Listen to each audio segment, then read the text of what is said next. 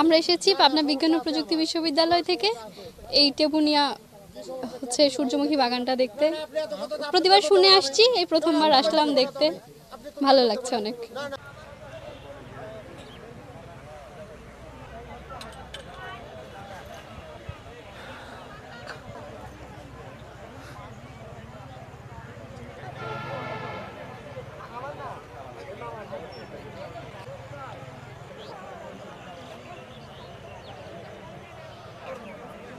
এরকম কোনো সুন্দর জায়গা নাই, এরকম পরিবেশটা অনেক সুন্দর, এই জন্য এখানে এসেছি, এখানকার পরিবেশের সৌন্দর্যটা উপভোগ করতে আসছি এবং খুব ভালো লাগছে। আপনারা সবাই এখানে আসতে পারেন এবং এখানকার সৌন্দর্য উপভোগ করতে পারবেন।